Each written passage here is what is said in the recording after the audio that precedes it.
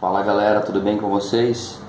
Bom, começando a aula aí com o pessoal aí do oitavo ano, retomando e dando seguimento à aula. Nós falamos, né, semana passada sobre os países desenvolvidos e subdesenvolvidos, né? Então eu vou estar retomando um pouquinho dessa aula e já agregando a aula de hoje, tá? Que ainda estamos falando sobre o mesmo assunto. Então vamos lá.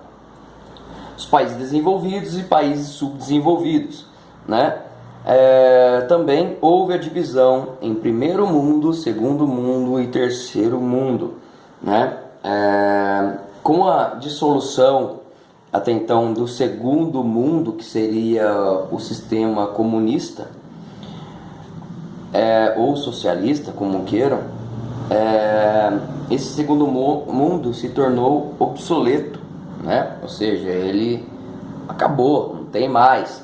Mas aquela questão do primeiro mundo e terceiro mundo continuou, né? A história do terceiro mundo, os países terceiro-mundista, né? Os países subdesenvolvidos, os países, né, precários, enfim, pertence dos países de terceiro mundo. A partir daí, então, ficou a ideia primeiro mundo e terceiro mundo. Não existia mais a questão do segundo mundo, né? Pelo fato do segundo mundo, o comunismo ter acabado. Então, esses critérios foram estabelecidos através dos índices e níveis de desenvolvimento de cada país, né? Então, acesso minimamente satisfatório, né, com a moradia, educação, saúde e nutrição. Então, isso aí, eu terminei a aula passada falando um pouco sobre esses índices, né? Índices que cada país ele tem que atingir um nível sobre esses índices, do qual a ONU estabelece, né, alguns critérios de desenvolvimento na área da saúde, na área da educação, entendeu? Quanto menos o país tiver índice de analfabetos, é bom.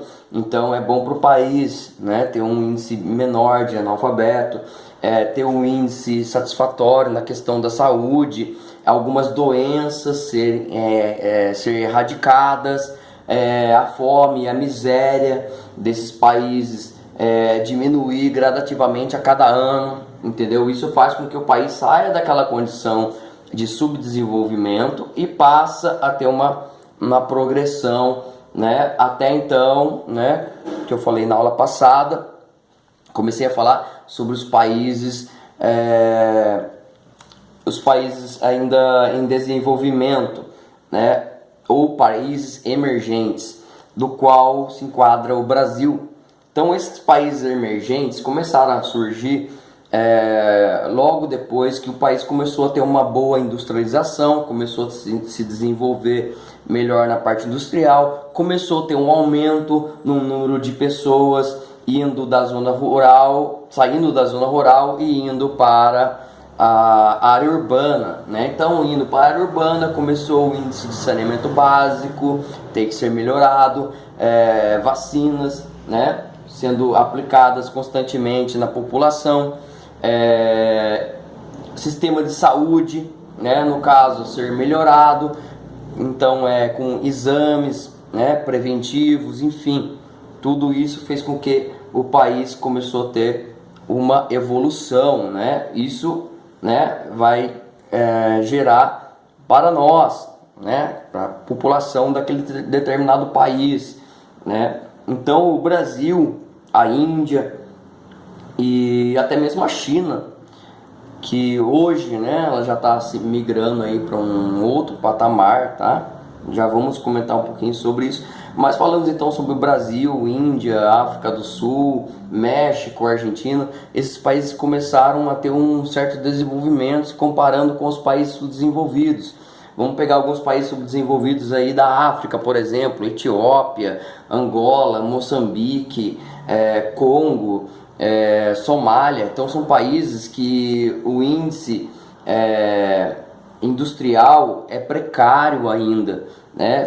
Isso não estamos nem falando na questão da população, na questão de saúde da população, né? Que é mais precária ainda. Se você vê o índice de mortalidade desses países, é assustador, porque chega a ser o índice de 45 anos, né? A expectativa de vida da população desses países subdesenvolvidos. Então é muito precário a condição sanitária desses países, né? O Brasil hoje a gente está na casa dos 75 anos, o índice de mortalidade. Então, ainda falando sobre esses países, o que acontece? Esses países começam a melhorar, então começam a sair daquela condição de subdesenvolvido e passa para um outro patamar, que são chamados países emergentes. A China, até então, ele estava se figurando nesse cenário. Com o desenvolvimento, a China hoje ela está como o segundo país, né, aí de melhor economia,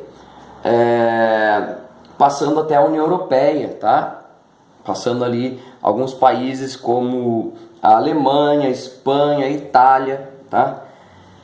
Então, por isso que está gerando também hoje, em volta dessa questão dessa pandemia, né? Dessa origem da pandemia ser em cima de ter origem na China, tem várias conspirações.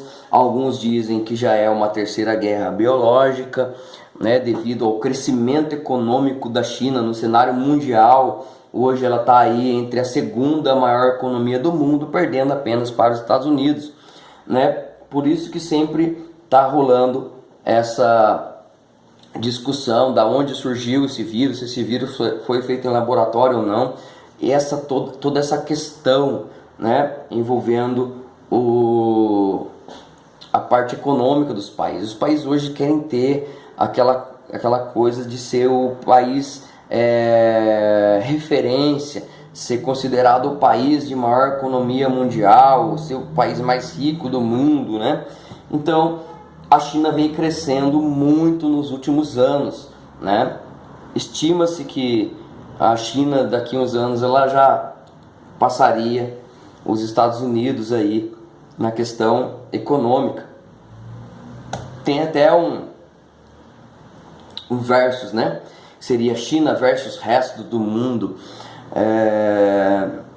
Ela está querendo se configurar aí como um país já desenvolvido e ser considerado o maior país do mundo em questão econômica.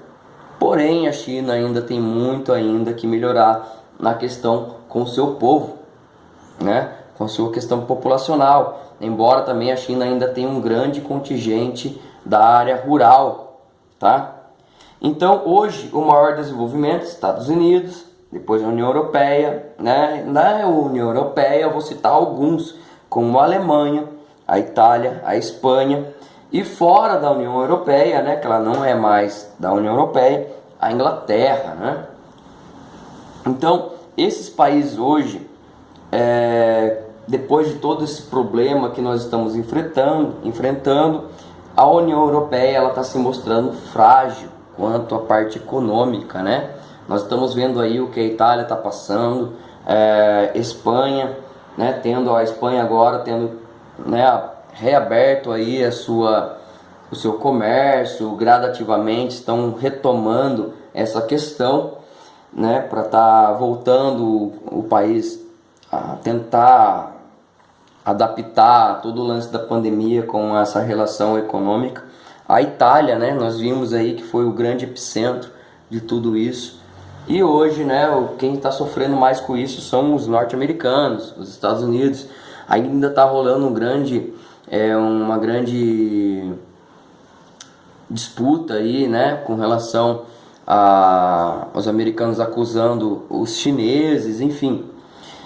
Então, voltando para esse cenário, né, o que nós temos hoje, envolvendo a parte econômica dos países desenvolvidos e países subdesenvolvidos e países emergentes, é que todo esse contexto da pandemia influencia sim na parte econômica de todos esses países do mundo, e daqui a um tempo né, nós teremos aí um novo cenário sendo exposto para todo mundo aí sobre os países econômicos, os países mais desenvolvidos, os países menos desenvolvidos, né?